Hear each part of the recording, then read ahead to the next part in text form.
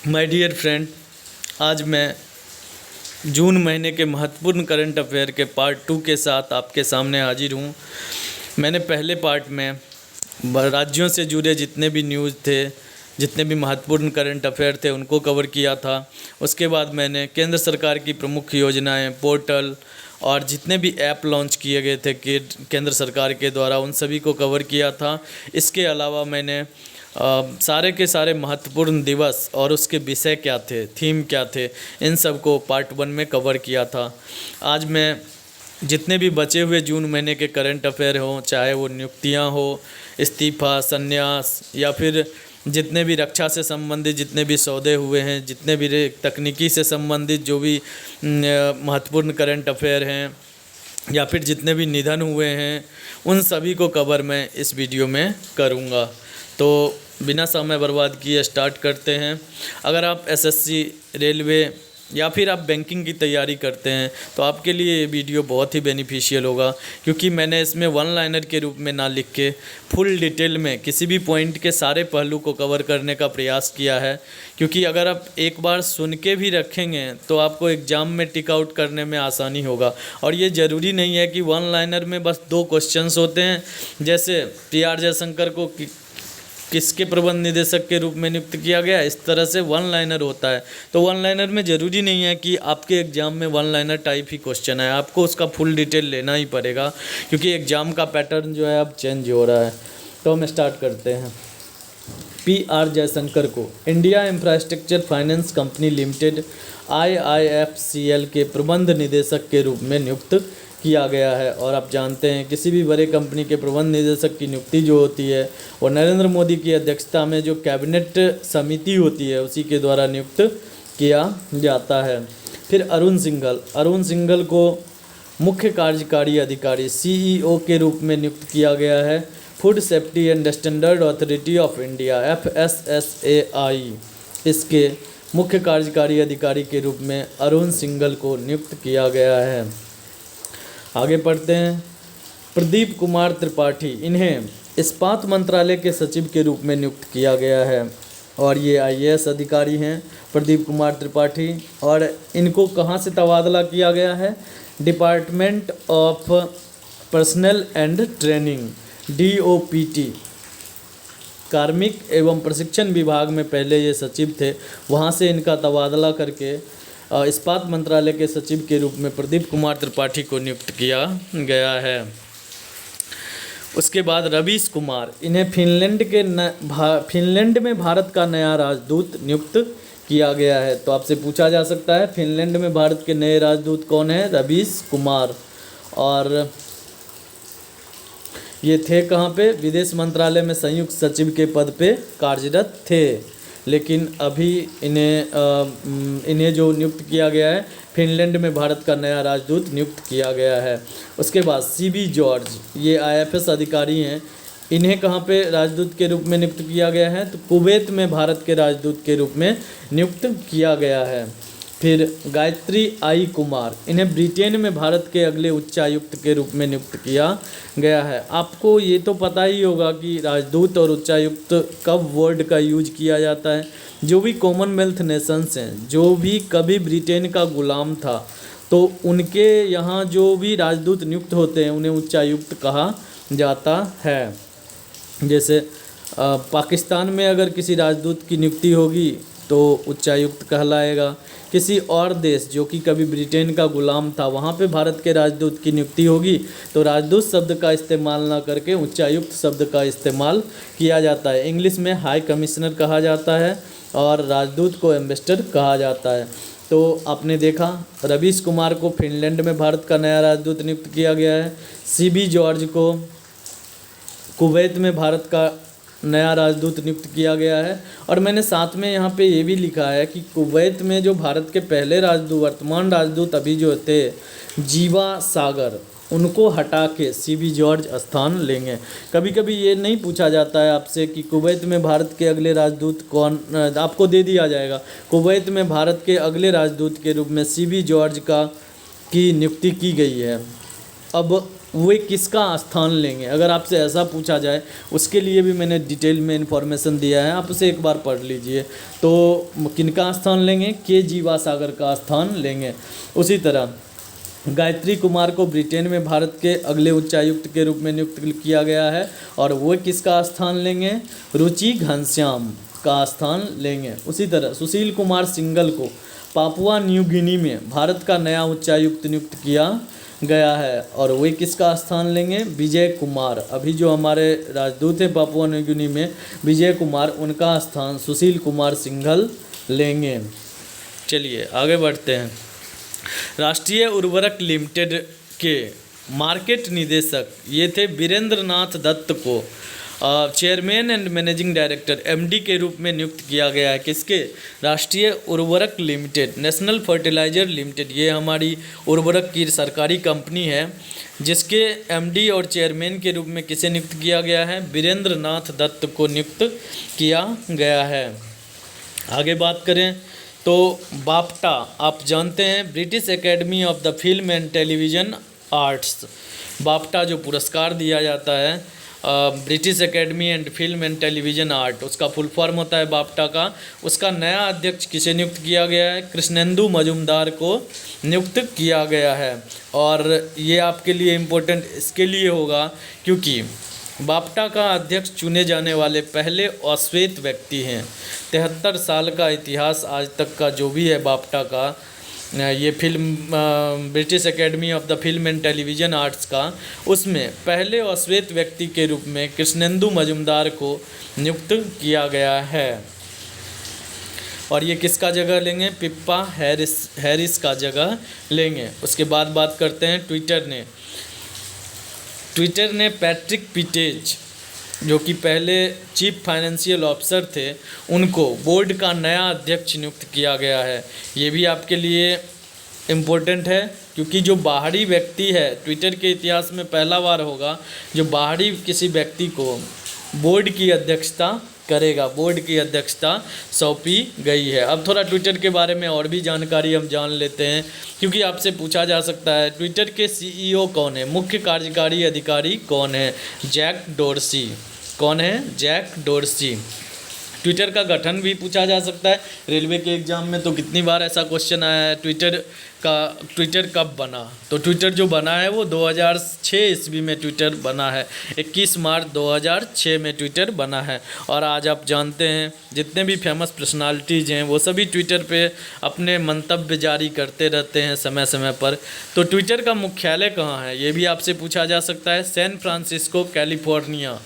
ये कहाँ पे है, यूएसए, संयुक्त राज्य अमेरिका का एक जगह है सैन फ्रांसिस्को कैलिफोर्निया, वहीं पे ट्विटर का मुख्यालय है। फिर से मैं एक बार बता दूं आपको, ट्विटर के बोर्ड का नया अध्यक्ष के रूप में एक आदमी को नियुक्त किया गया है जिनका नाम है पैट्रिक पिचेट।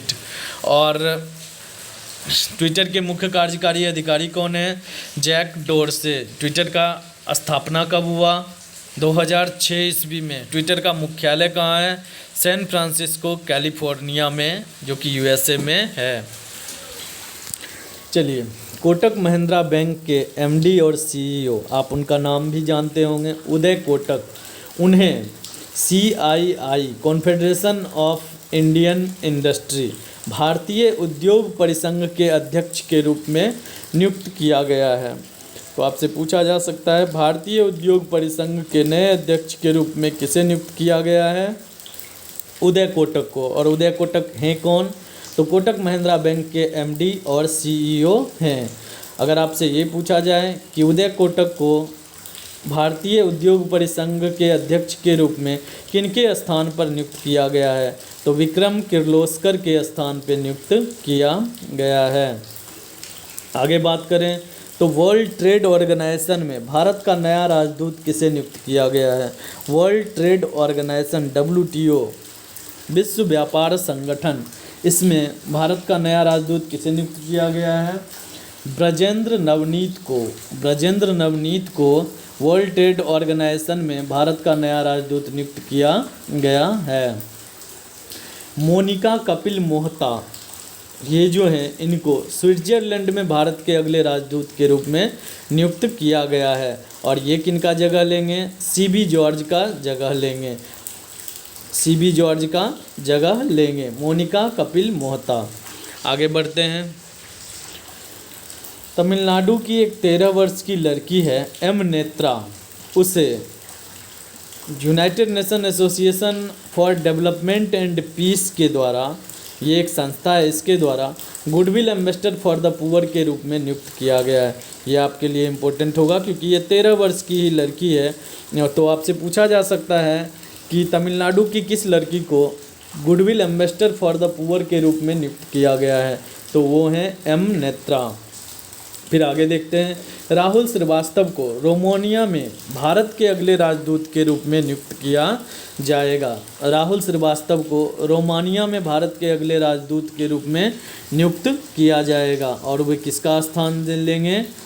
थांगलूरा दारलोंग का स्थान लेंगे, जो कि अभी भारत के राजदूत हैं रोमानिया में, उनका जगह राहुल श्रीवास्तव लेंगे।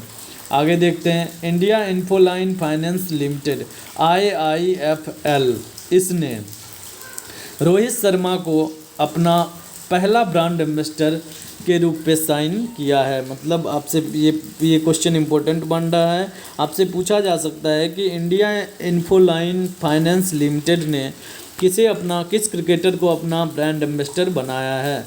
तो आपको याद रहे कि रोहित शर्मा को अपना ब्रांड एम्बेसडर बनाया है। आगे बात करें तो गूगल क्लाउड ने अनिल वल्लूरी को भारत में गूगल क्लाउड के वरिष्ठ निदेशक के पद पर नियुक्त किया है और वरिष्ठ निदेशक डायरेक्टर के रूप में नियुक्त किया गया है। तो गूगल क्लाउड, जिसमें आप जानते हैं क्या होता है, जो आप डॉक्यूमेंट वगैरह सेव करके गूगल क्लाउड का यूज करते हैं, जिसमें फ़ोटो, डॉक्यूमेंट, ये सारे के सारे चीज़ सेव करते हैं गूगल में।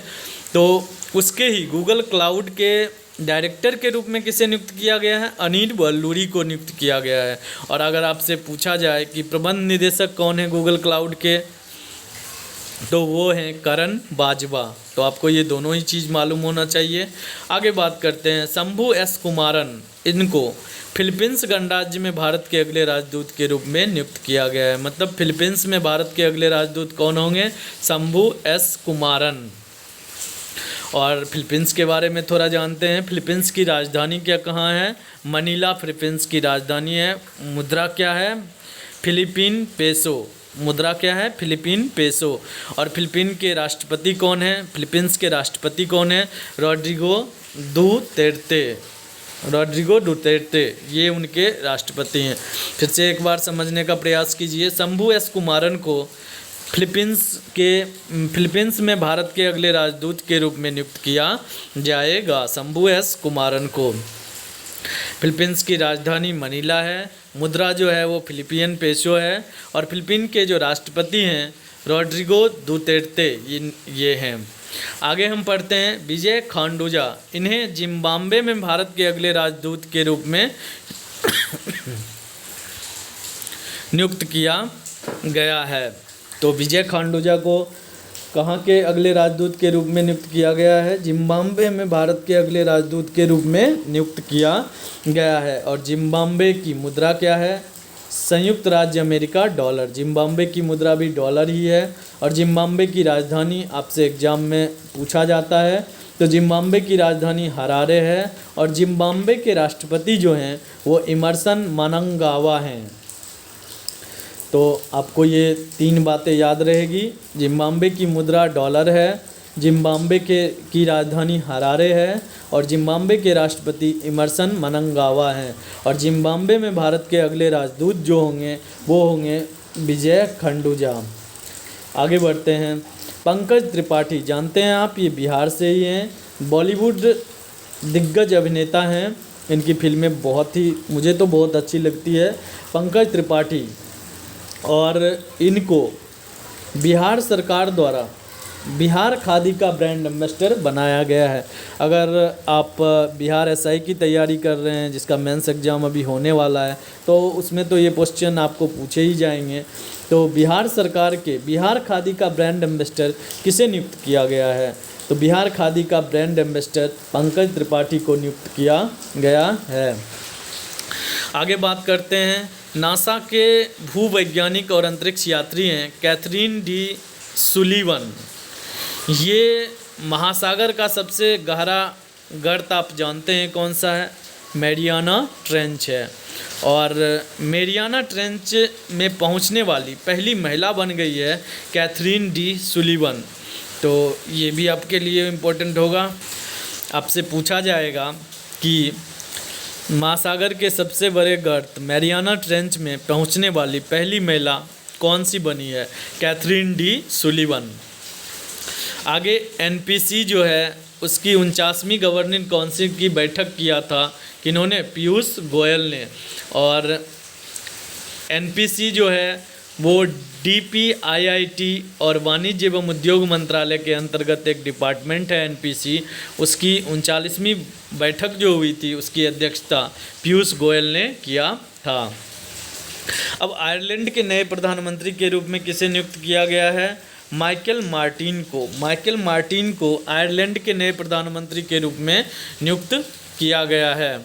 अब आयरलैंड की राजधानी कहाँ है? तो डबलिन आयरलैंड की राजधानी है। और आयरलैंड के राष्ट्रपति कौन है? Michael D Hingis. ये जो हैं आयरलैंड के राष्ट्रपति हैं। इससे भी इम्पोर्टेंट आपसे ये पूछा जाता है कि आयरलैंड की मुद्रा क्या है? आयरलैंड की मुद्रा जो है वो यूरो है।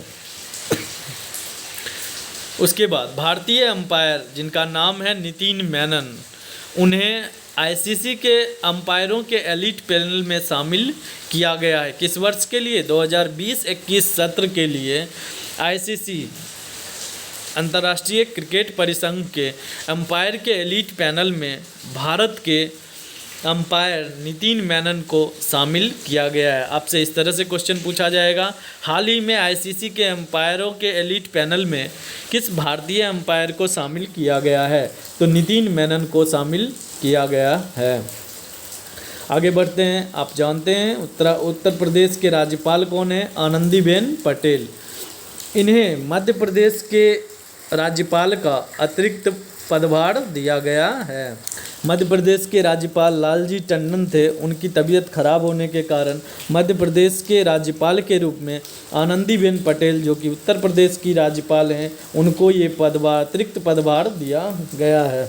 अब थोड़ा हम जानते हैं उत्तर प्रदेश के मुख्यमंत्री आपको पता ही होगा योगी आदित्यनाथ और मध्य प्रदेश के मुख्यमंत्री शिवराज सिंह चौहान हैं। आईएएस अधिकारी हैं बिनी महाजन। इन्हें पंजाब में पहली महिला मुख्य सचिव के रूप में नियुक्त किया गया है। तो यहाँ पे इम्पोर्टेंट ये है कि पहली महिला मुख्य सचिव के रूप में किसे नियुक्त किया गया है? पंजाब सरकार के द्वारा पहली महिला मुख्य सचिव के रूप में किसे नियुक्त किया गया है? विनी महाजन को नियुक्त किया गया है। पंजाब की राजधानी चंडीगढ़ और पंजाब के मुख्यमंत्री अमरिंदर सिंह और पंजाब के राज्यपाल वीपी सिंह बदनौर हैं। चलिए आगे देखते हैं। Lazarus Chakwera. लाजर चकवेरा इन्हें कहाँ के राष्ट्रपति के रूप में नियुक्त किया गया है? मलावी के राष्ट्रपति के रूप में लाजर चकवेरा को नियुक्त किया गया है। और मलावी की राजधानी कहाँ है? लिलोंगवे। और मलावी की मुद्रा क्या है? मलावियन क्वाचा। मैं आपको बता दूं, अगर आप बैंकिंग की तैयारी करते होंगे तो अक्सर मैंने देखा है बैंकिंग में वही मुद्रा और उसी देश की राजधानी पूछी जाती है जो हाल ही में करंट अफेयर में रहता है। जैसे ये आपसे पूछा जा सकता है मलावी की राजधानी कहाँ है? लिलोंगवे। और मलावी की मुद्रा क्या है? मलावियन क्वाचा। तो आपसे एग्जाम में पूछा जा सकता है। जर्मनी के पूर्व फुटबॉलर जिनका नाम है मारियो गोमेज, उन्होंने फुटबॉल से संन्यास ले लिया है।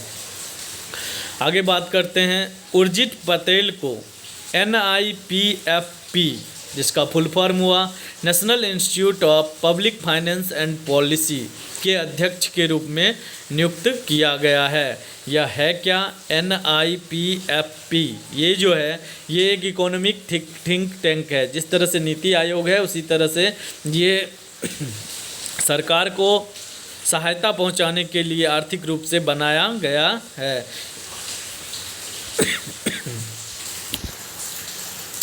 तो उर्जित पटेल जो कि पहले आरबीआई के गवर्नर थे, अभी हमारे आरबीआई के गवर्नर कौन है? शक्तिकांत दास। तो उर्जित पटेल को एनआईपीएफपी के अध्यक्ष के रूप में नियुक्त किया गया है।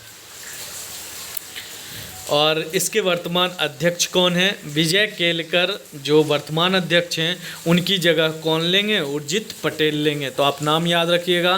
National institute of public finance and policy के अध्यक्ष के रूप में उर्जित पटेल को नियुक्त किया गया है, जो किसका जगह लेंगे? विजय केलकर का जगह लेंगे। आगे बात करते हैं।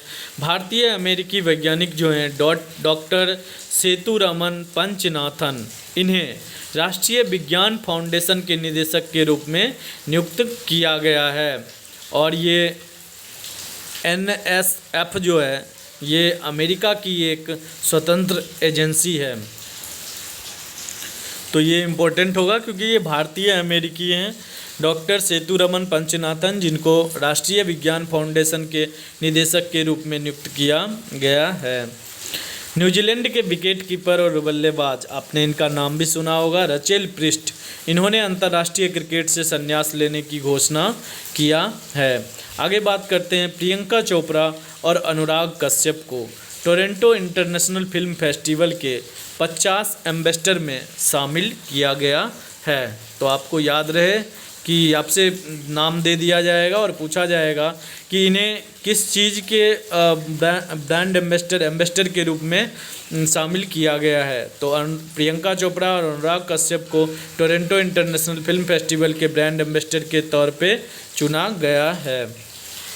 इंग्लैंड की पूर्व महिला कप्तान क्लेयर कोनोर, ये और भी इम्पोर्टेंट है, क्लेयर कोनोर को मेलबोर्न क्रिकेट क्लब MCC ये पहली महिला अध्यक्ष बनी हैं। तो आपको ये नाम याद रहे।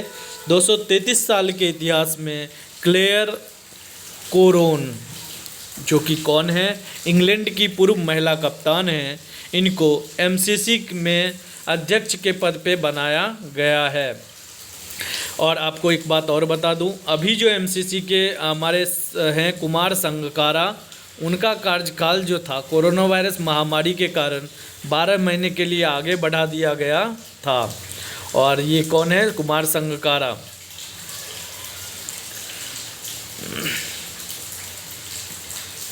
आगे बढ़ते हैं। MCC की स्थापना कब हुई थी? 1787 में हुई थी। मेलबोर्न क्रिकेट क्लब का मुख्यालय कहाँ है? लंदन, यूनाइटेड किंगडम इसका मुख्यालय है। आगे बात करते हैं। आपने नाम तो सुना ही होगा, रेसलिंग लीजेंड और WWE चैम्पियन जो हैं अंडरटेकर, इन्होंने वर्ल्ड रेसलिंग एंटरटेनमेंट से संन्यास लेने की घोषणा किया है। तो रेसलिंग के जो महान खिलाड़ी हैं द अंडरटेकर, उन्होंने वर्ल्ड रेसलिंग से संन्यास लेने की घोषणा किया है। आगे पढ़ते हैं। वोल्कन बोजकीर, ये इनका नाम है, ये तुर्की के राजनयिक हैं। इनको UN जनरल असेंबली के 75वें सत्र का अध्यक्ष चुना गया है। और अभी आप जान सकते हैं वर्तमान महासभा के जो अध्यक्ष हैं तिजानी मोहम्मद बंदे, उनके जगह पे इनको नियुक्त किया जाएगा। तो ये 1 साल के लिए नियुक्त किया जाता है। UN महासभा के 75वें सत्र का अध्यक्ष चुना गया है। अगले कौन होंगे? आपको ये क्वेश्चन पूछा जा सकता है क्योंकि तिजानी मोहम्मद बंदे के द्वारा डिफरेंट एग्जाम में क्वेश्चन पूछे गए थे। UN महासभा के वर्तमान अध्यक्ष कौन है? तिजानी मोहम्मद बंदे। और 2020 सितंबर 2020 से किन्हें नियुक्त किया जाएगा? वोल्कन बोजकीर को नियुक्त किया जाएगा। और नॉर्मली महासभा के अध्यक्ष का कार्यकाल 1 साल का होता है। और संयुक्त राष्ट्र महासभा का मुख्यालय जो है वो न्यूयॉर्क अमेरिका में है। संयुक्त राष्ट्र महासभा के जो संस्थापक होते हैं वो संयुक्त राष्ट्र ही होता है। यूनाइटेड नेशन जो होता है वही संयुक्त राष्ट्र महासभा की स्थापना करता है। और संयुक्त राष्ट्र महासभा की स्थापना कब हुई थी? संयुक्त राष्ट्र महासभा की स्थापना 1945 में, जब यूनाइटेड नेशन बना था उसी समय संयुक्त राष्ट्र महासभा की भी स्थापना किया गया था। तो मैं एक बार ओवरऑल बता दूं, अभी जो हैं वो तिजानी मोहम्मद बंदे संयुक्त राष्ट्र महासभा के अध्यक्ष हैं। 75वें अध्यक्ष के रूप में नियुक्त किया जाएगा वोल्कन बोजकीर को नियुक्त किया जाएगा। और संयुक्त राष्ट्र महासभा संयुक्त राष्ट्र के अंतर्गत एक संस्था होता है जिसकी स्थापना 1945 ईस्वी में किया गया था। इसका मुख्यालय भी न्यूयॉर्क अमेरिका में ही है। आगे देखते हैं, सुप्रीम कोर्ट के पूर्व न्यायाधीश DK जैन को BCCI के एथिक्स ऑफिसर और ओम्बड्समैन के कार्यकाल के रूप में 1 साल का कार्यकाल जो था उसको बढ़ाया गया है। और BCCI के अध्यक्ष कौन है? सौरभ गांगुली हैं। और BCCI का मुख्यालय कहाँ है? मुंबई में है। आगे बात करते हैं UTI जो म्यूचुअल फंड है उसने मुख्य कार्यकारी अधिकारी चीफ एग्जीक्यूटिव ऑफिसर के रूप में किसे नियुक्त किया गया है? इम्तियाजुर रहमान को UTI म्यूचुअल फंड ने चीफ एग्जीक्यूटिव ऑफिसर मुख्य कार्यकारी अधिकारी CEO के रूप में किसे नियुक्त किया गया है? इम्तियाजुर रहमान को नियुक्त किया है। और आप जानते हैं अभी हमारे अटॉर्नी जनरल कौन है? KK वेणुगोपाल। इनके कार्यकाल को 1 साल के लिए बढ़ा दिया गया है। ये 30 जून को इनका कार्यकाल समाप्त होने वाला था। अब अगले 30 जून 2021 तक भारत के अटॉर्नी जनरल KK वेणुगोपाल ही रहेंगे। वैसे मैं आपको बता दूं कि मैंने ये पॉलिटी के सीरीज में भारत के महान्यायवादी, अटॉर्नी जनरल, इन सभी सॉलिसिटर जनरल, इन सभी को कवर किया था। भारत के प्रधानमंत्री, राष्ट्रपति, सब पे एक अलग अलग वीडियो बनाए हैं। अगर आप कंपटीशन की तैयारी करते हैं, SSC रेलवे की तैयारी करते हैं तो आप उस वीडियो को अवश्य देखिए, आपको वहाँ से बहुत सारी जानकारियाँ प्राप्त होगी। तो भारत के अभी अटॉर्नी जनरल कौन है? KK वेणुगोपाल। उनके कार्यकाल को 1 साल तक बढ़ा दिया गया है। उनका कार्यकाल 30 जून को 2020 को ख़त्म होने वाला था, लेकिन अब उनका कार्यकाल 30 जून 2021 तक चलेगा। आगे बात करते हैं मुखमदकली अविल गाजिएव। मुखमदकली अविल गाजिएव ये किर्गिस्तान के प्रधानमंत्री थे और इन्होंने इस्तीफ़ा दे दिया है। इसमें एक विवाद हुआ था। राष्ट्रीय रेडियो फ्रीक्वेंसी के असाइनमेंट पर जो आपराधिक जांच का हवाला देते हुए उन्होंने क्या किया था? इस्तीफ़ा दे दिया था। और किर्गिस्तान की राजधानी आपसे पूछा जा सकता है बिश्केक, क्योंकि ये हाल ही में न्यूज में है तो आपसे ये पूछा जा सकता है। किर्गिस्तान की राजधानी बिश्केक है और किर्गिस्तान की जो मुद्रा है वो है किर्गिस्तानियन सोम। आगे हम देखते हैं रक्षा और तकनीकी से संबंधित महत्वपूर्ण तथ्य। रक्षा और तकनीकी से क्या क्या चीज़ जुड़ा हुआ है? DRDO आप जानते हैं, defence research and development organisation, रक्षा अनुसंधान और विकास संगठन के द्वारा अल्ट्रा स्वच्छ ये एक कीटाणु शोधन इकाई विकसित किया गया है। इससे क्या होगा कि जो भी कीटाणु कपड़ों पर, सामानों पर, व्यक्तिगत सुरक्षा PPE किट पर रहते हैं उन सभी को मारने में ये सक्षम है। तो आपसे पूछा जा सकता है कीटाणुओं को मारने के लिए अल्ट्रा स्वच्छ ये जो एक उपकरण डेवलप किया गया है इसे किसके द्वारा बनाया गया है? DRDO रक्षा अनुसंधान और विकास संगठन के द्वारा बनाया गया है। ARCI फुल फॉर्म है international advance research centre for powder metallurgy and new material, ARCI। इसके वैज्ञानिकों ने एक दुर्लभ धातु आधारित मैग्नेटोकैलोरिक सामग्री विकसित किया है। इससे क्या होगा? कैंसर के उपचार में फ़ायदा की होगा। और ये करता क्या है? तो एक चुंबकीय क्षेत्र लगाने और हटाने में वस्तु गर्म और ठंडी हो जाती है। तो आपसे पूछा जा सकता है कि मैग्नेटोकैलोरिक सामग्री जो विकसित किया गया है ARCI उसका उपयोग क्या है? वैसे भी आपको मैं बता दूं कि कैंसर के उपचार में एक रेडिएशन थेरेपी किया जाता है जिसमें जहाँ पे कैंसर का गांठ होता है वहाँ पे हाई पावर से रेज पास किया जाता है और इसमें मरीज को थोड़ा रिस्क भी रहता है। उसी रिस्क को हटाने के लिए ये मैग्नेटो कैलोरिक, क्योंकि ये जो काम करेगा ये चुंबकीय क्षेत्र पे काम करेगा। जब उस चुंबकीय क्षेत्र में लाया जाएगा तो गर्म होगा और फिर हट जाएगा, तो इस बेस पे काम किया जाता है। तो आप एक बार याद रखिए, मैग्नेटो कैलोरिक सामग्री जो कि कैंसर के उपचार में उपयोग किया जाता है, उसे किसके द्वारा बनाया गया है? ARCI के द्वारा बनाया गया है। आगे बढ़ते हैं। वैज्ञानिक और औद्योगिक अनुसंधान परिषद, council of scientific research, CSIR, ये भी नाम बहुत ही फेमस है, council of scientific and industrial research, इन्होंने अटल इनोवेशन मिशन के साथ साझेदारी की है। अटल इनोवेशन मिशन ये भारत सरकार की एक पहल है, उसके साथ साझेदारी किया है भारत में नवाचार को बढ़ावा देने के लिए, नए नए जॉब को लाने के लिए।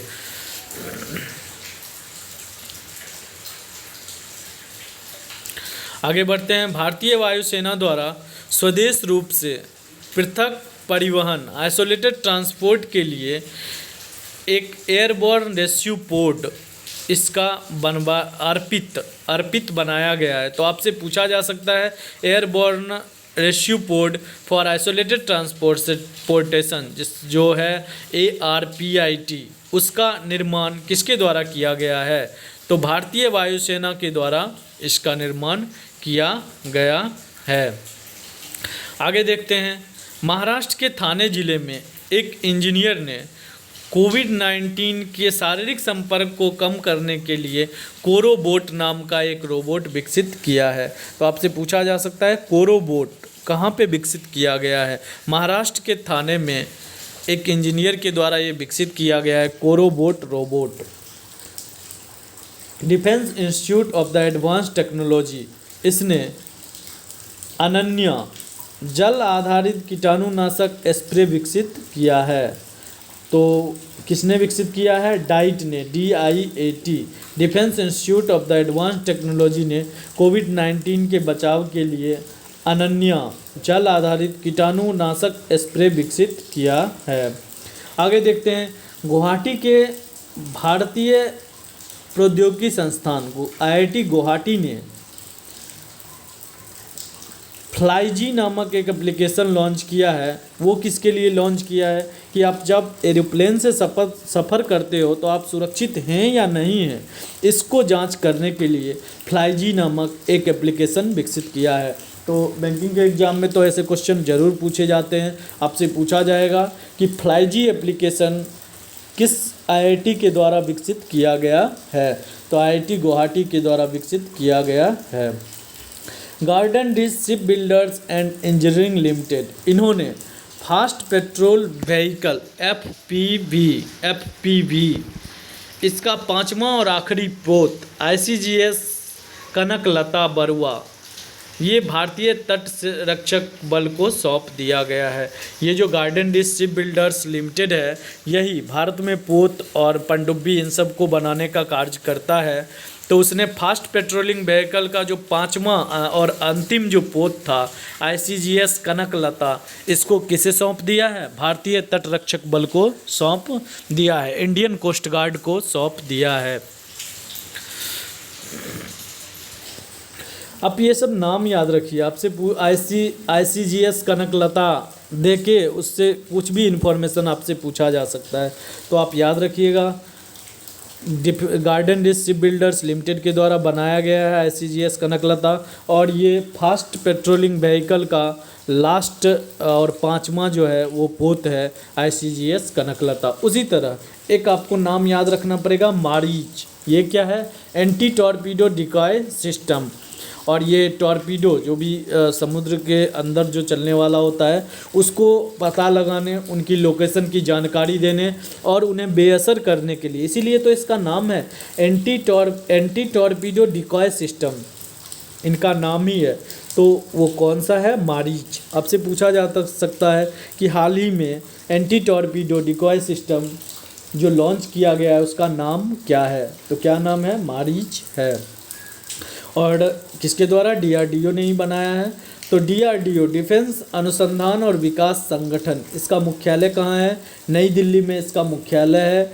डीआरडीओ के अध्यक्ष कौन है? डॉक्टर जी सतीश रेड्डी डीआरडीओ के अध्यक्ष हैं। और हमारे नौसेना प्रमुख कौन है? एडमिरल करमबीर सिंह। नौसेना प्रमुख कौन है? एडमिरल करमबीर सिंह। और आगे फिर बात करते हैं, मैरी डेब्यू जैक्सन, इनके नाम पर नासा के मुख्यालय का नाम रखा जाएगा। फिर देखते हैं, आईआईटी बॉम्बे ने इंडियन रिसीवर चिप ध्रुवा तैयार किया है। तो आईआईटी बॉम्बे ने ध्रुवा एक चिप है जो कि इंडियन रिसीवर चिप है, उसको तैयार किया है। और इसका इस्तेमाल मोबाइल फ़ोन, रूट गैजेट में देश की लोकेशन की जानकारी और मार्ग को खोजने के लिए किया जाएगा। तो आपसे पूछा जा सकता है कि मोबाइल और फ़ोन में यूज होने वाला एक चिप ध्रुवा, जिससे देश में लोकेशन की जानकारी दी जाती है, उसे किसके द्वारा विकसित किया गया है? तो आईआईटी बॉम्बे के द्वारा विकसित किया गया है।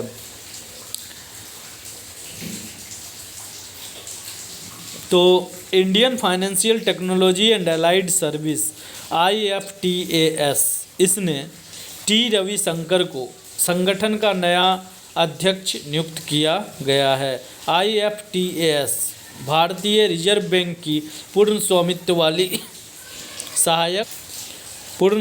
वाली क्या है? सहायक कंपनी है। IFTAS जिसका फुल फॉर्म क्या है? Indian financial technology and allied services.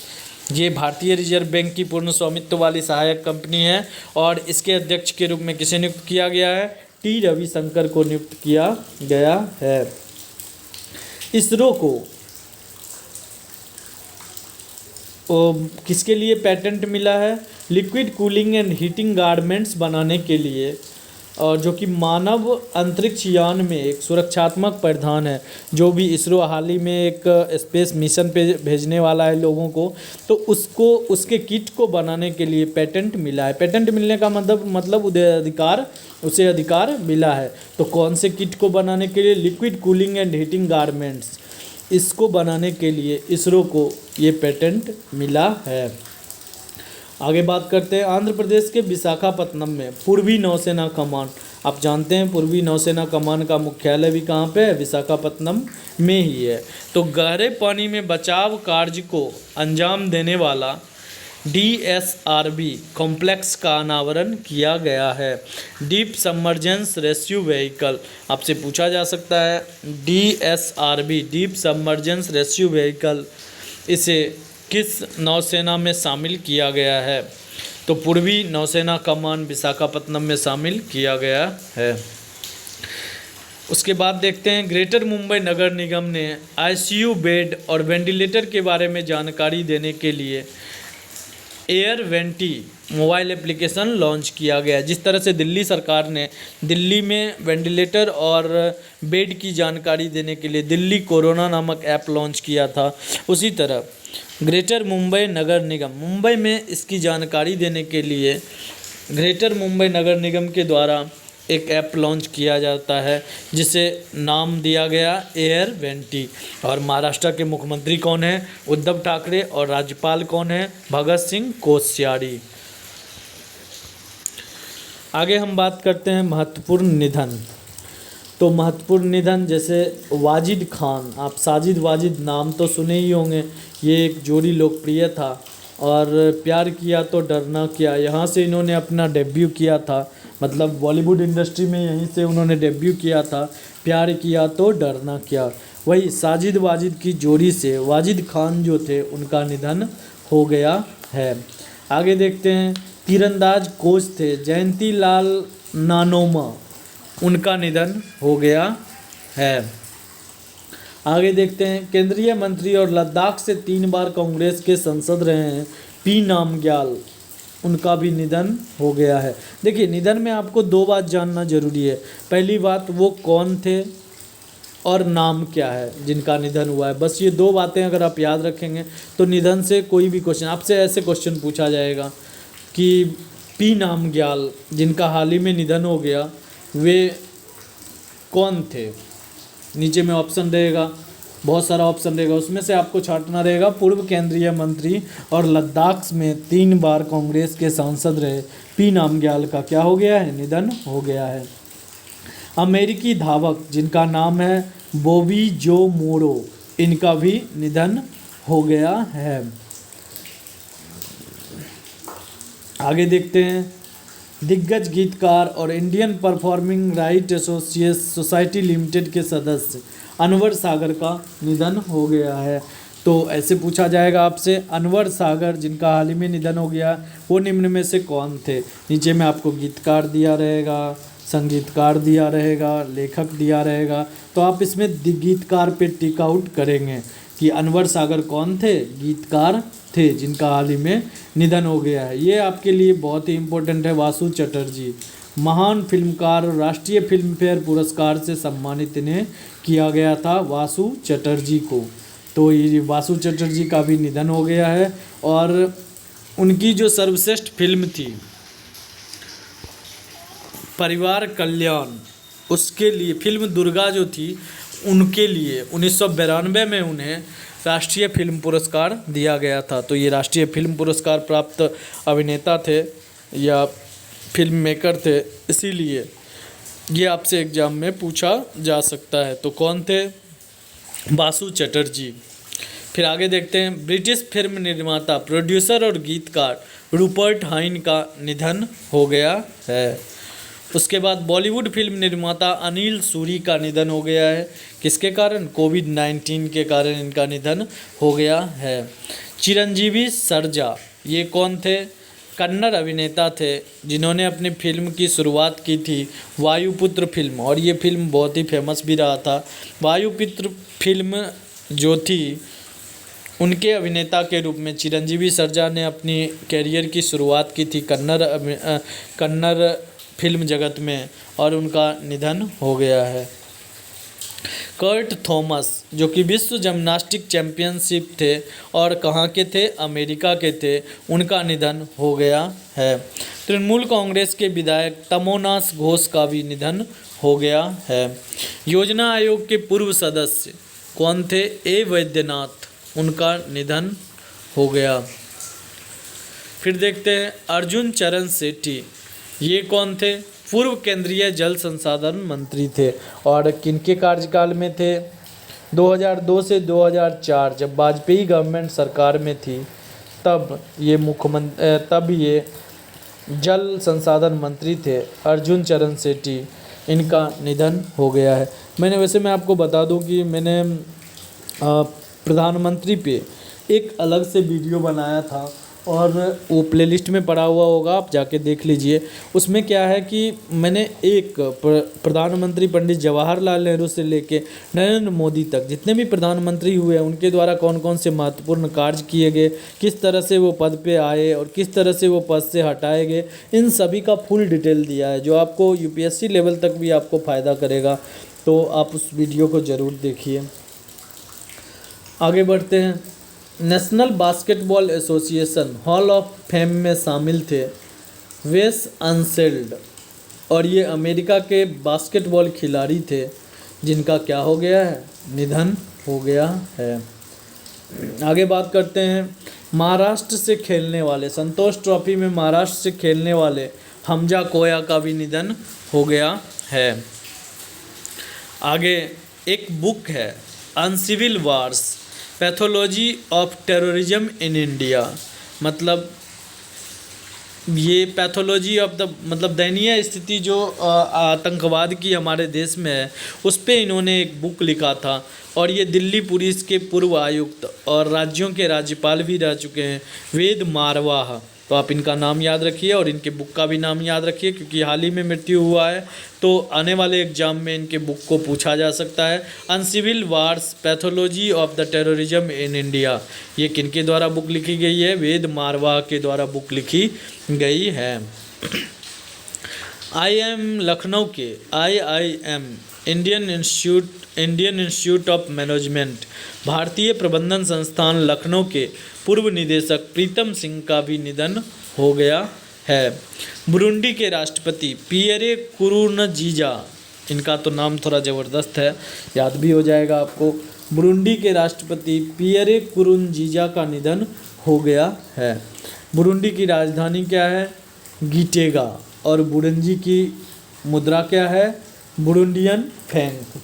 तो इसी तरह के नाम आपको पूछे जाएंगे। बुरुंडी की राजधानी गीटेगा और बुरुंडी की मुद्रा बुरुंडियन फ्रैंक। आगे बात करते हैं द्रविड़ मुनेत्र करगम। ये तमिलनाडु की एक पार्टी है। कोविड-19 के कारण इनके एक विधायक का निधन हो गया है, अम्बा जगन, जिनका नाम क्या है? अम्बा जगन। आगे बात करते हैं जगेश मुकाती की। इनका भी निधन सांस लेने के तकलीफ के कारण हो गया था। और हंसी तो फंसी जो फिल्म था उसमें इन्होंने अभिनय किया था जगदीश मुकाती ने। परिणीति चोपड़ा और सिद्धार्थ मल्होत्रा का जो फिल्म था हंसी तो फंसी, उसमें जगेश मुकाती ने काम किया था। उनका निधन हो गया है। तो आपसे इस तरह से पूछा जाए हाल ही में जगेश मुकाती का निधन हो गया, वे कौन थे? तो वे कौन थे? टेलीविज़न अभिनेता थे। उत्तराखंड के लोक गायक हीरा सिंह राणा का भी निधन हो गया है। दीनू रणदीवे, ये आपसे पूछा जा सकता है। स्वतंत्रता सेनानी और वयोवृद्ध पत्रकार दीनू रणदीवे का निधन हो गया है। आगे देखते हैं राजमोहन वोहरा। कोविड-19 के कारण इनकी मौत हो गई है। ये महावीर चक्र से सम्मानित लेफ्टिनेंट जनरल थे, रिटायर्ड थे, लेफ्टिनेंट जनरल रिटायर्ड थे और महावीर चक्र से सम्मानित इन्हें किया गया था, राजमोहन वोहरा। देखिए आपके लिए वो क्वेश्चन ज़्यादा इम्पोर्टेंट होंगे जिन्हें जैसे राष्ट्रीय फिल्म फेयर पुरस्कार किन्हीं को दिया गया। कोई बड़ा सा सम्मान प्राप्त अगर व्यक्ति की मृत्यु होती है तो वो आपसे ज़्यादा पूछा जाता है। भारत के सबसे वृद्ध फर्स्ट क्लास क्रिकेटर वसंत राय जी का निधन हो गया है।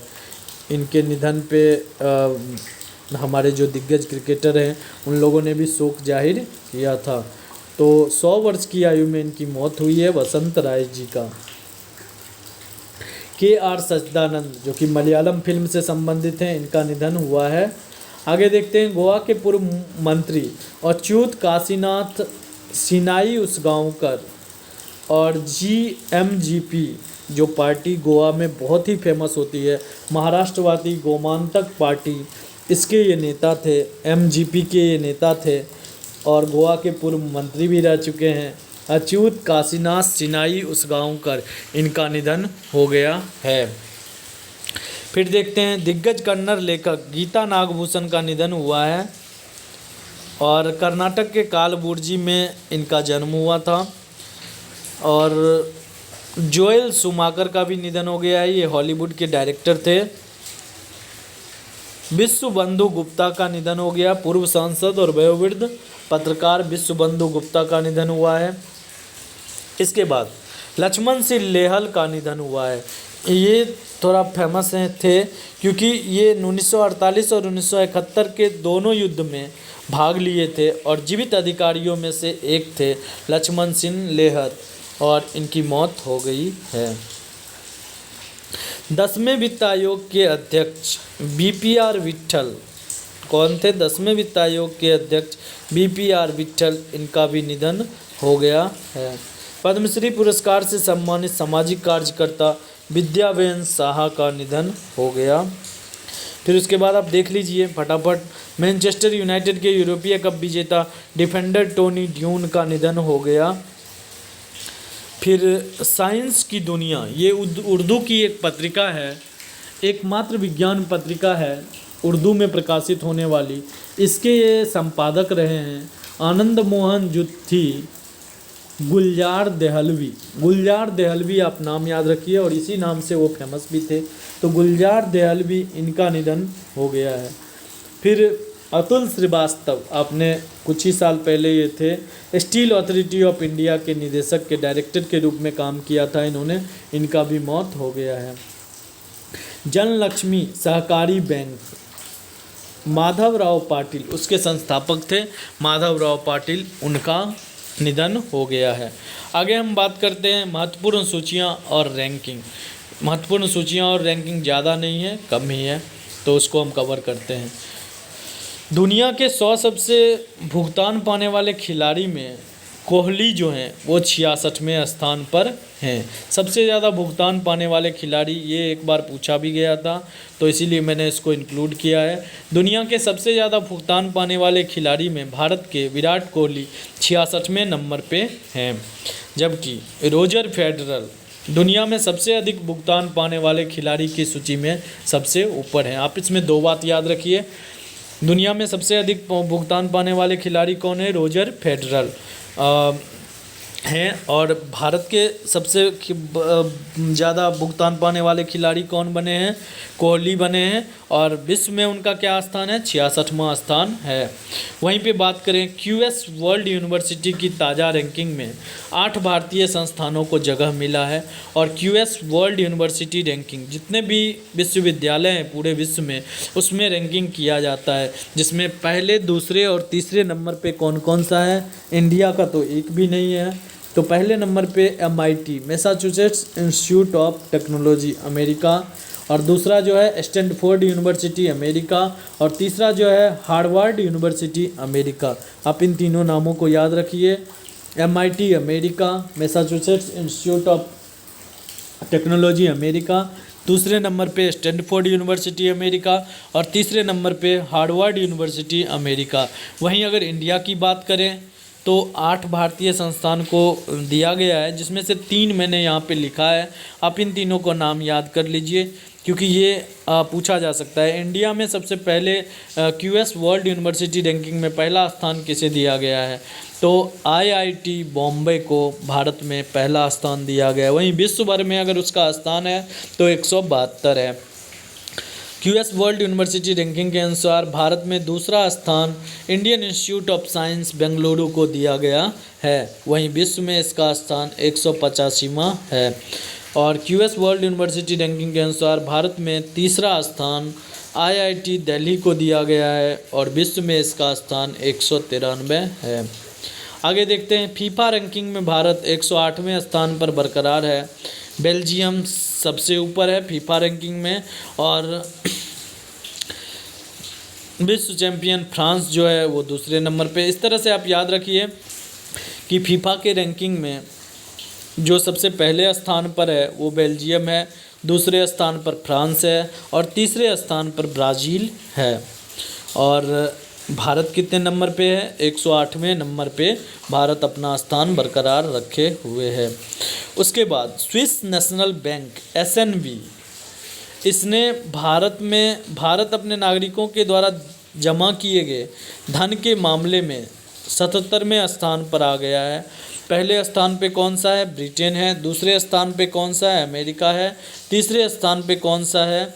वेस्ट इंडीज है। और भारत का स्थान कौन सा है? 77वां स्थान है। कहाँ पे? स्विस नेशनल बैंक में रुपया जमा करने के मामले में भारत का 77वां स्थान है।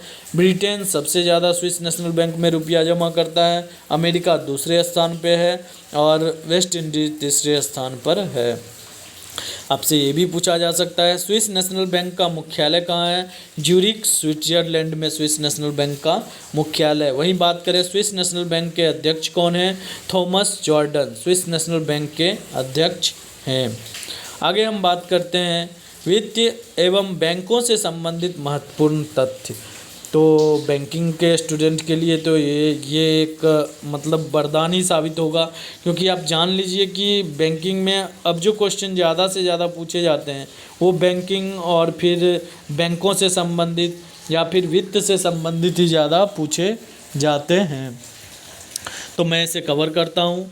यस बैंक लिमिटेड ने भारत में डायरेक्ट टू होम टेलीविज़न सेवा प्रदान करने वाली डिश टीवी इंडिया लिमिटेड में 24.19% हिस्सेदारी का अधिग्रहण किया है। मतलब यस बैंक लिमिटेड ने डिश टीवी जो आपके घर में लगा हुआ है उसके 24.19% हिस्सेदारी को खरीदा है। किसने? यस बैंक ने। किसके? डिश टीवी के 24.19% हिस्सेदारी का अधिग्रहण किया है। वहीं बात करें भारतीय रिजर्व बैंक के द्वारा पेमेंट इंफ्रास्ट्रक्चर डेवलपमेंट फंड का गठन किया गया है, और इससे फ़ायदा क्या होगा?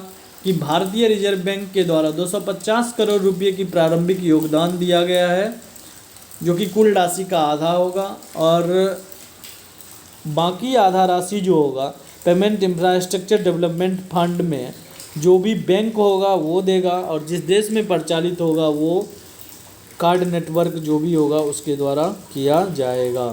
तो आप इस बात को समझ गए कि भारतीय रिजर्व बैंक के द्वारा पेमेंट इंफ्रास्ट्रक्चर डेवलपमेंट फंड का गठन किया गया है, जिसमें आधी राशि भारतीय रिजर्व बैंक खुद का लगाया है 250 करोड़, और बाकी जो आधा राशि होगा वो जो भी कार्ड जैसे मास्टर कार्ड, वीज़ा, इसमें से जो भी यूज होगा वो अपना रुपया और उस देश की सरकार के द्वारा वो रुपया दिया जाएगा।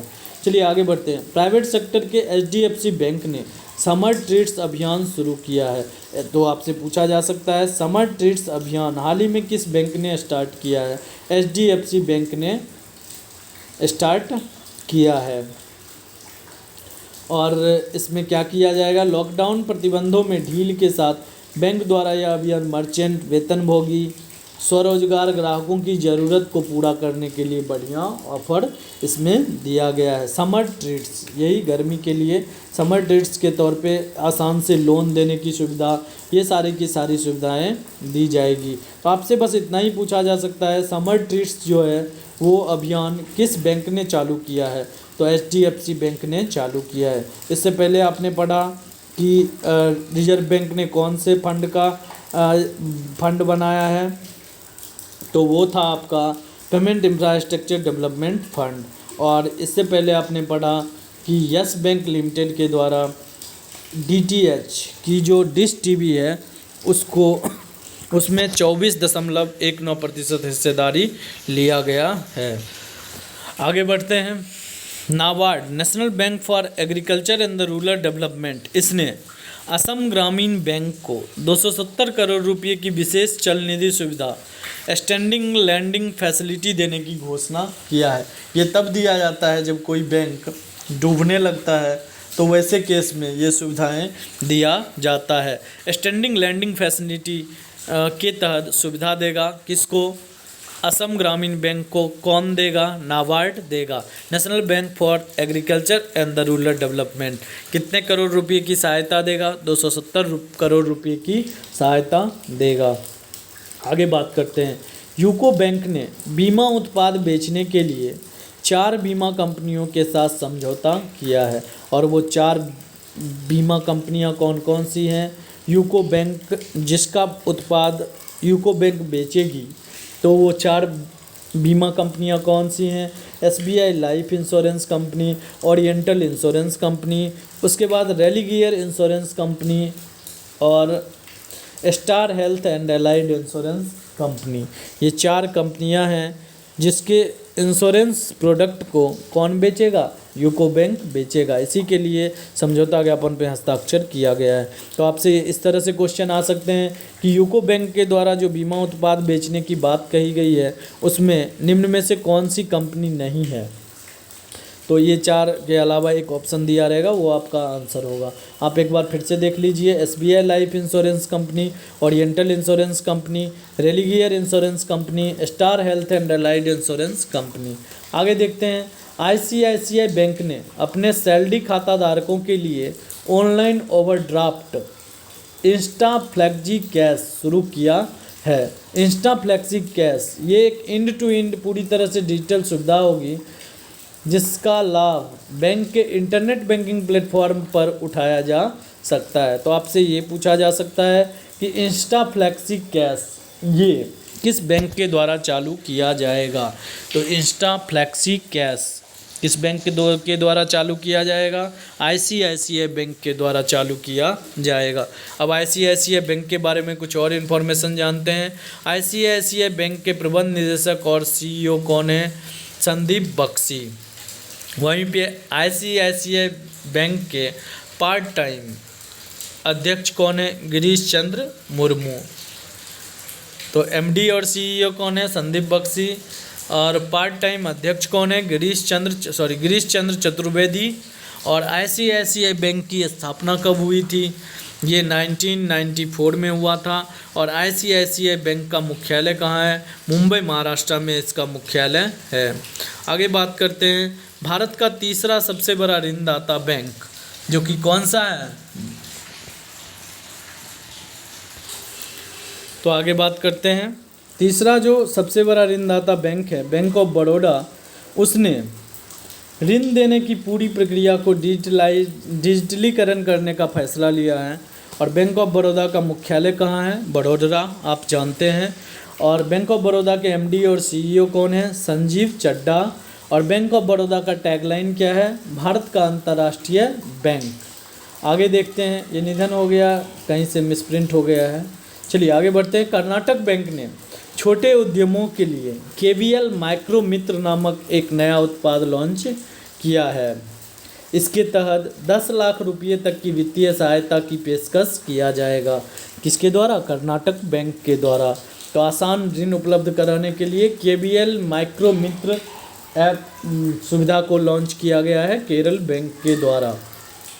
आगे बात करते हैं, ICICI home finance company limited, home finance company HFC, ICICI HFC, इसने शहरी और ग्रामीण क्षेत्रों में एक होम लोन स्कीम लॉन्च किया है जिसका नाम है सरल। और इसके द्वारा क्या होगा? इस योजना का लाभ महिलाओं, निम्न आय वाले लोगों और आर्थिक रूप से कमज़ोर वर्गों को मिलेगा, जिसकी अधिकतम आय 6 लाख रुपये प्रति वर्ष है। उन लोगों को ये सरल के तहत से सुविधा मिलेगा, लोन लेने की सुविधा मिलेगा।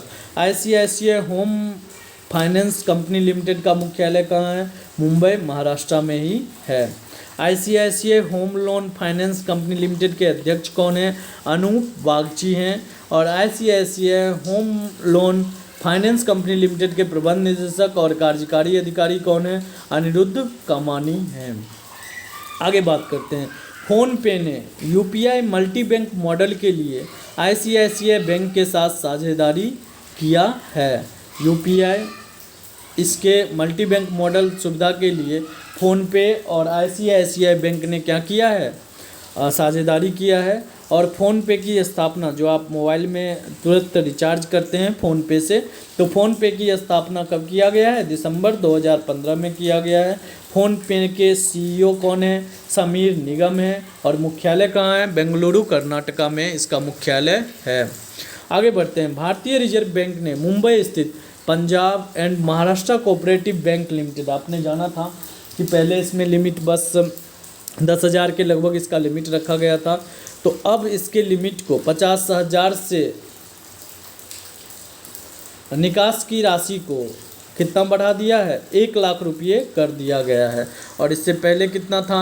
50,000 रुपये इससे पहले निर्धारित था, उससे पहले इससे भी कम था।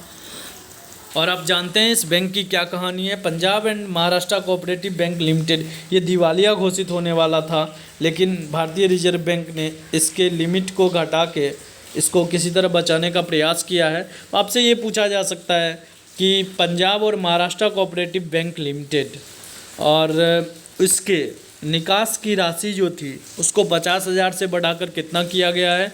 1 लाख रुपये किया गया है। वहीं बात करें एयरटेल पेमेंट बैंक की, तो उसने MSME micro small and medium enterprises के लिए सुरक्षा सैलरी अकाउंट सेवा शुरू किया है। एयरटेल पेमेंट बैंक, एक समय में एयरटेल पेमेंट बैंक बहुत अच्छा, मतलब 6 या 7% इंटरेस्ट दे रहा था सेविंग बैंक में, तो हमने भी इसको ले रखा था एयरटेल पेमेंट बैंक, अब तो 4% देता है। तो ठीक है, इसके बारे में बताता हूँ कि इसने MSME के लिए सुरक्षा सैलरी अकाउंट सेवा शुरू किया है। और इस सेवा के जरिए खाता धारक भारत भर में किसी भी एयरटेल पेमेंट बैंक के सेंटर से 5 लाख रुपये की नगद निकासी कर सकेंगे। तो किसके द्वारा? एयरटेल पेमेंट बैंक जो है उसने सुरक्षा सैलरी अकाउंट सेवा शुरू की है और इसके ज़रिए 5 लाख रुपये की नगद निकासी कर सकेगा। इसमें एक महीने में 50,000 रुपये तक की निकासी हो सकेगी और 20,000 रुपये तक की जमा राशि पर कोई शुल्क नहीं लगेगा। तो आपने समझ लिया।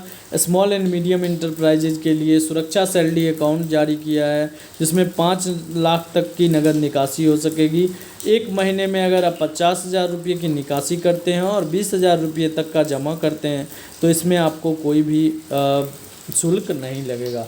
एयरटेल पेमेंट बैंक का मुख्यालय कहाँ है? नई दिल्ली में है। एयरटेल पेमेंट बैंक के एमडी और सीईओ कौन है? अनुव्रत विश्वास हैं। अब मास्टर कार्ड का मुख्यालय कहाँ पे है? न्यूयॉर्क यूएसए में है। और मास्टर कार्ड के अध्यक्ष और सीईओ कौन है? अजय पाल सिंह बांगा।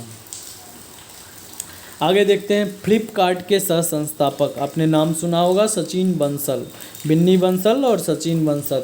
तो फ्लिपकार्ट के सह संस्थापक सचिन बंसल ने एक अपनी अलग से कंपनी खोली है, फाइनेंशियल सर्विसेज स्टार्टअप कंपनी नवी।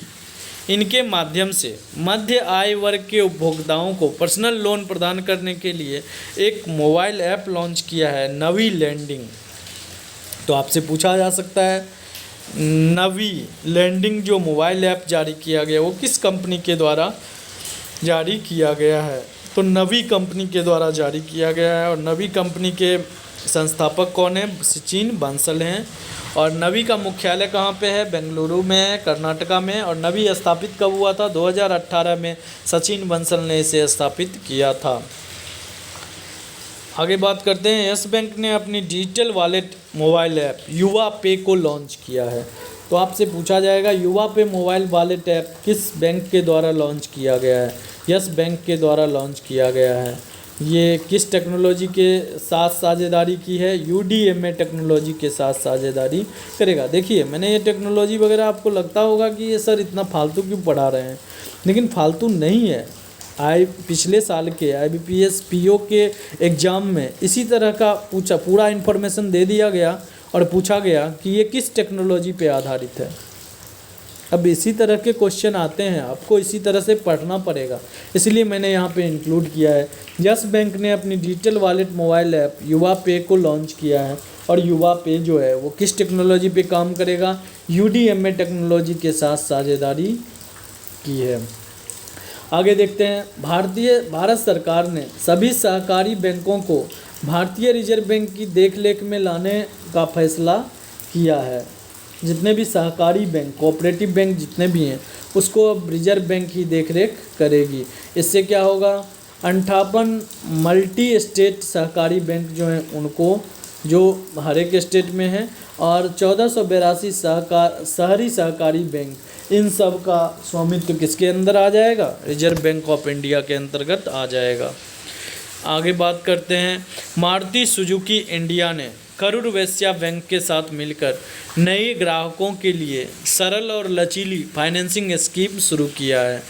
तो आपसे पूछा जाएगा मारुति सुजुकी ने किस बैंक के साथ समझौता किया है? करूर वैश्य बैंक के साथ, वैश्य बैंक के साथ समझौता किया है। मारुति सुजुकी के CEO कौन है? Kenichi Ayukawa. और मारुति सुजुकी का मुख्यालय कहाँ है? नई दिल्ली में है। फिर आप जानते हैं करूर वैश्य बैंक का मुख्यालय कहाँ है? करूर, ये तमिलनाडु का एक स्टेट है, तमिलनाडु का एक ज़िला है, वहाँ पे है। फिर करूर वैश्य बैंक के CEO कौन है? PR शेषाद्री, ये करूर वैश्य बैंक के CEO हैं। आगे देखते हैं, HDFC अर्गो जनरल इंश्योरेंस की ये कंपनी है। इसने भारत में ड्रोन मालिकों के लिए पे एज यू फ्लाई नामक इंश्योरेंस लॉन्च किया है। ड्रोन के द्वारा जो सामान एक जगह से दूसरे जगह भेजने की प्रणाली चालू किया गया था भारत सरकार के द्वारा, तो उसमें जो भी ड्रोन मालिक हैं उनको पे एज यू फ्लाई नामक एक इंश्योरेंस दिया गया है। ये HDFC अर्गो के द्वारा चालू किया गया है। HDFC अर्गो जो जनरल इंश्योरेंस की कंपनी है, ये 2 तरह की कंपनियाँ, आपको पता ही होगा अगर आप बैंकिंग की तैयारी करते हैं तो कंपनियाँ 2 तरह की होती है इंश्योरेंस की, एक जनरल इंश्योरेंस कंपनी होती है, एक लाइफ इंश्योरेंस कंपनी होती है। तो HDFC अर्गो जनरल इंश्योरेंस की जो कंपनी है उसके MD और CEO कौन है? रितेश कुमार। और HDFC अर्गो जनरल इंश्योरेंस का मुख्यालय कहाँ पे है? मुंबई महाराष्ट्र में है। आगे बात करते हैं, आवास एवं शहरी कार्य मंत्रालय ने प्रधानमंत्री street vendors Atmanirbhar Nidhi S से स्ट्रीट, बी से वेंडर्स, ए से आत्मनिर्भर, निधि तो निधि ही हो गया। तो स्ट्रीट वेंडर्स आत्मनिर्भर निधि के लिए small industries development bank of India SIDBI, इधर ही आत्मनिर्भर कोरोना वायरस के ही दौर में उन्होंने ये आत्मनिर्भर भारत की घोषणा किया था मन की बात में। तो उसी आत्मनिर्भर भारत योजना के लिए प्रधानमंत्री स्ट्रीट वेंडर्स आत्मनिर्भर निधि का शुरुआत किया गया है और इसके लिए small industries development bank of India SIDBI के साथ एक समझौता ज्ञापन पर हस्ताक्षर किया गया है। सिडबी के अध्यक्ष और प्रबंध निदेशक कौन है? मोहम्मद मुस्ताफ़ा। आपसे ये कितनी बार एग्जाम में पूछा गया है। सिडबी का मुख्यालय कहाँ है? लखनऊ में है। और सिडबी के प्रबंध निदेशक कौन है? अध्यक्ष और प्रबंध निदेशक मोहम्मद मुस्ताफ़ा हैं। और यहीं पे हम जान लेते हैं केंद्रीय आवास और शहरी मामलों के मंत्री कौन हैं? हरदीप एस पुरी। आगे देखते हैं एम पेज, ये एक संपर्क रहित एटीएम निकासी सक्षम बनाने के लिए मास्टर कार्ड के साथ भागीदारी किया है। मास्टर कार्ड जो आपके एटीएम पे लिखा रहता है। मास्टर कार्ड का मुख्यालय क्या है? न्यूयॉर्क यूएसए में है। और मास्टर कार्ड के अध्यक्ष और सीईओ कौन है? अजय पाल सिंह बागा। आगे हम कुछ महत्वपूर्ण पुरस्कारों के बारे में जानते हैं। भारतीय लेखिका कृतिका पांडे को एशिया रीजन के लिए कॉमनवेल्थ शॉर्ट स्टोरीज प्राइज 2020 के लिए सम्मानित किया गया।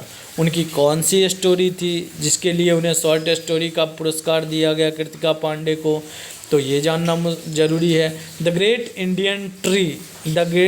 इंडियन टी एंड स्नैक्स, यही उन्होंने एक शॉर्ट स्टोरी लिखी थी कृतिका पांडे ने, the great Indian T and snacks. उसी के लिए उन्हें एशिया रीजन के लिए कॉमनवेल्थ शॉर्ट स्टोरी प्राइज दिया गया था।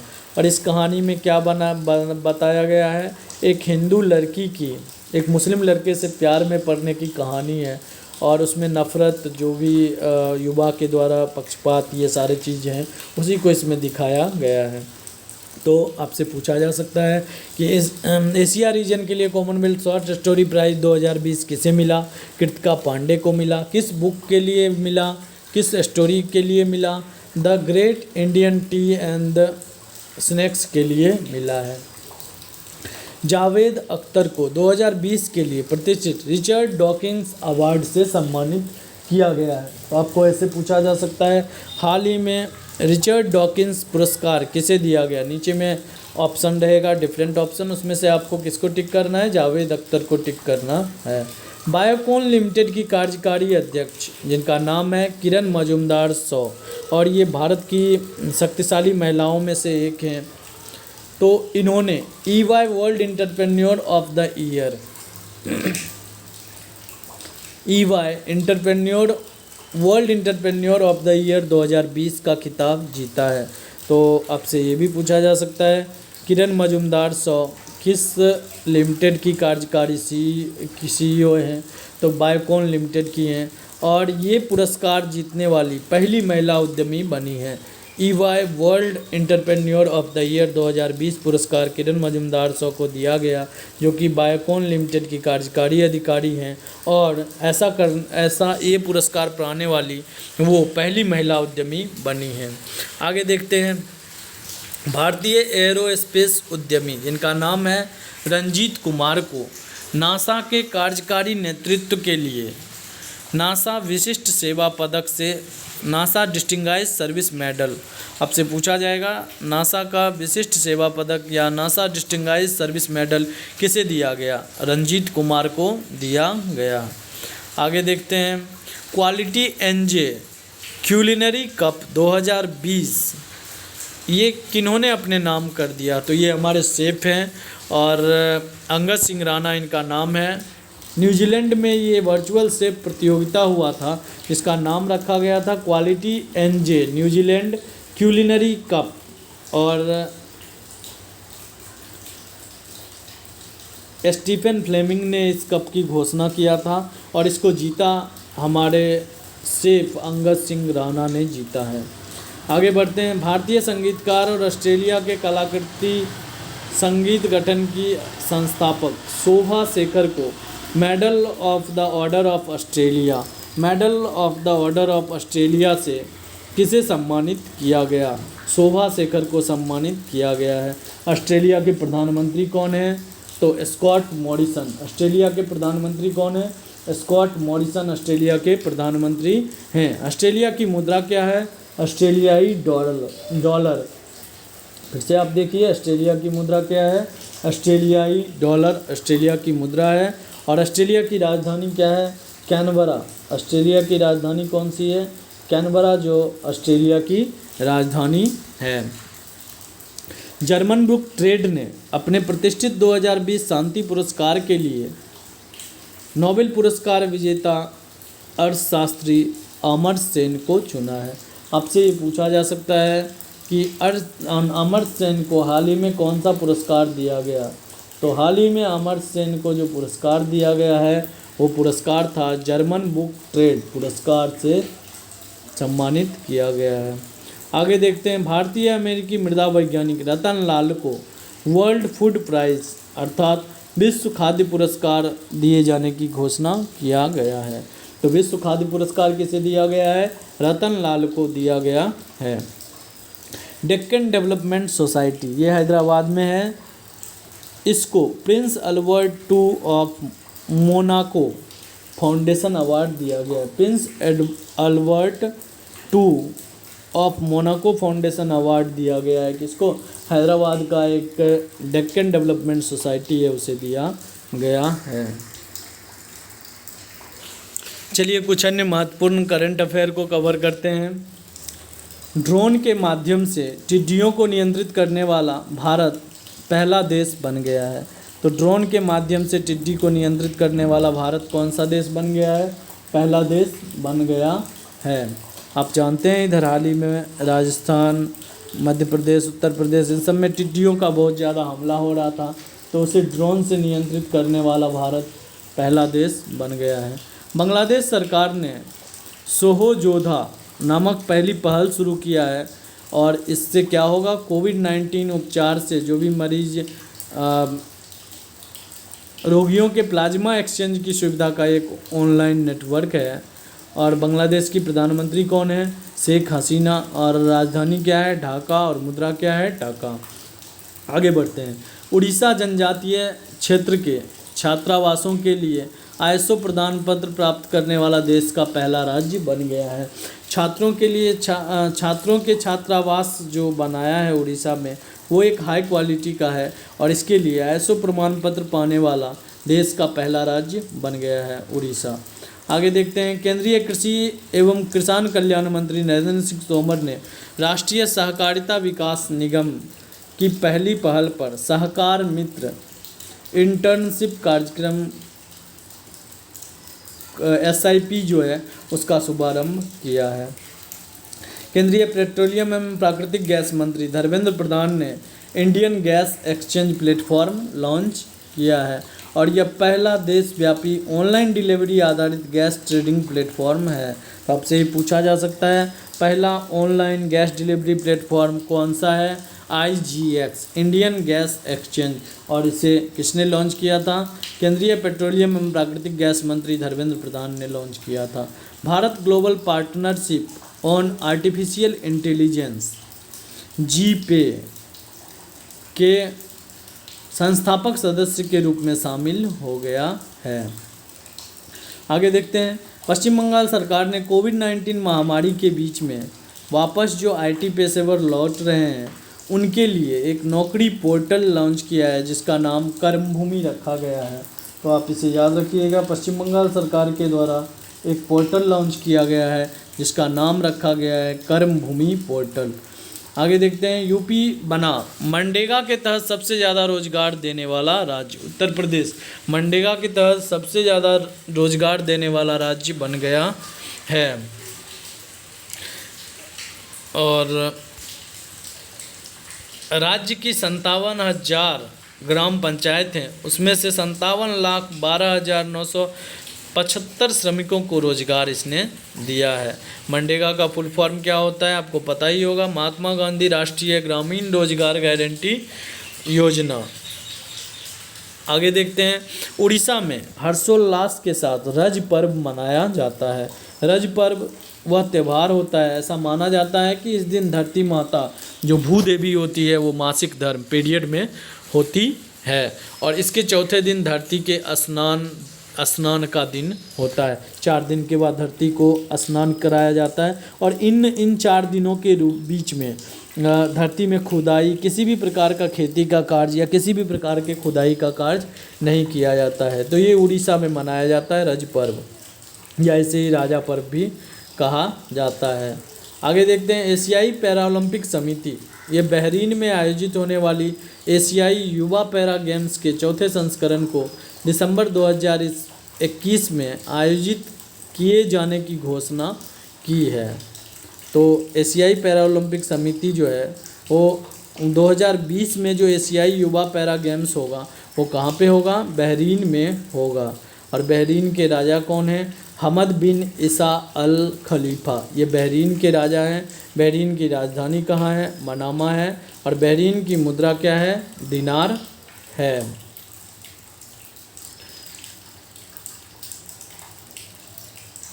केंद्रीय स्वास्थ्य मंत्री हर्षवर्धन ने कोविड-19 परीक्षण के लिए भारत की पहली मोबाइल लैब लॉन्च किया है। आगे देखते हैं ब्रिटेन की प्रमुख तेल कंपनी ब्रिटिश पेट्रोलियम, इसने वैश्विक व्यवसाय को सपोर्ट करने के लिए महाराष्ट्र के पुणे में ग्लोबल बिजनेस सर्विस सेंटर खोलने जा रही है। आपसे पूछा जा सकता है ब्रिटिश पेट्रोलियम जिसके द्वारा क्या खोला जा रहा है? ग्लोबल बिजनेस सर्विस सेंटर खोला जाएगा। वो कहाँ पे खोला जाएगा? तो महाराष्ट्र के पुणे में खोला जाएगा। इसके बाद बहुत ही इम्पोर्टेंट प्रश्न है, अमीश त्रिपाठी, आपने इनका नाम सुना होगा। इन्होंने अपनी नई फिक्सन बुक, ये फिक्सन बुक लिखते हैं जो धार्मिक रूप से रिलेटेड होता है। तो इनकी कई सारी बुक हैं और कितने ही एग्जामों में पूछे जा सकते हैं। और इनकी एक नई बुक लॉन्च हुई है, ये तो आपको मिलेगा ही, legend of Suhel Dev, the king who saved India. ये बुक उन्होंने लिखा है, legend of Suhel Dev, the king who saved India. इस पुस्तक का विमोचन किया है। आप ज़रा गौर कीजिए, अगर आप पहले भी एग्ज़ाम दिए होंगे तो आपको इनके अन्य बुक से रूबरू होना ही पड़ा होगा। इनके अन्य बुक का नाम सुनिए, the immortal of Meluha, the secret of Nagas, the oath of Vayuputra, the scion of Ikshvaku, Sita, warrior of Mithila, Ravan, the enemy of Aryavarta. इस तरह से जो पौराणिक कथाएं हैं उन्हीं पे आधारित ये बुक लिखते हैं अमीश त्रिपाठी। तो इनकी अभी हाल ही में जो बुक लॉन्च किया गया है वो कौन सा है? Legend of Suhel Dev, the king who saved India. आगे देखते हैं पूर्व भारतीय सलामी बल्लेबाज वसीम जाफर को उत्तराखंड क्रिकेट टीम का नया मुख्य कोच नियुक्त किया गया है। किसे? वसीम जाफर को। कहाँ का? उत्तराखंड क्रिकेट टीम का नया कोच नियुक्त किया गया है। आगे देखते हैं लिवरपूल इंग्लिश प्रीमियर लीग जो कि 2019-20 का खिताब था वो किसने अपने नाम कर लिया है? लिवरपूल, इसने अपने नाम कर लिया है। फीफा महिला विश्व कप 2023 की मेजबानी ऑस्ट्रेलिया और न्यूजीलैंड द्वारा की जाएगी, इसकी घोषणा हो चुकी है। और ये पहला टूर्नामेंट होगा जिसमें 2 फेडरेशनों के द्वारा फीफा के महिला विश्व कप 2023 की मेजबानी की जाएगी। फीफा का मुख्यालय कहाँ है? Zurich, Switzerland. और फीफा के अध्यक्ष कौन है? Gianni Infantino. आगे देखते हैं राहुल द्रविड़ विजन इंडिया पोल में सचिन तेंदुलकर को हराकर भारत के ग्रेट टेस्ट बल्लेबाज बने। तो भारत के बड़े टेस्ट बल्लेबाज कौन बने हैं? भारत के ग्रेट टेस्ट बल्लेबाज कौन बने हैं? तो ये बने हैं राहुल द्रविड़, जिन्होंने सचिन तेंदुलकर को विजन इंडिया के पोल में हराया है। विजन इंडिया एक पत्रिका है, आपको भी पता होगा, क्रिकेट की बहुत ही महत्वपूर्ण पत्रिका है। शारजाह ऑनलाइन इंटरनेशनल शतरंज चैंपियनशिप किसने जीता? तो इनका नाम है शखरियार मोवेदिरोव। आज के लिए इतना ही, फिर मिलेंगे। और मैं ऐसा सोचता हूँ कि अब जुलाई से मैं वीकली करंट अफेयर डालूँगा, क्योंकि एक बार ये बहुत डीप में चला जाता है। तो वीकली मैं चार पार्ट में डालूँगा। अगले जुलाई महीने का मैं 4 पार्ट में डालूँगा। और फर्स्ट वीक का अलग होगा, सेकेंड वीक, थर्ड वीक और फोर्थ वीक, इस तरह वीक वाइज मैं करंट अफेयर डालूंगा। अगर आपको ये वीडियो अच्छा लगा हो तो आप हमारे चैनल को सब्सक्राइब कीजिए, वीडियो को ज़्यादा से ज़्यादा अपने दोस्तों में शेयर कीजिए और नोटिफिकेशन बेल को दबा लें, जिससे हमारे आने वाले अगले वीडियो को आप देख सकें। मिलते हैं अगले वीडियो में।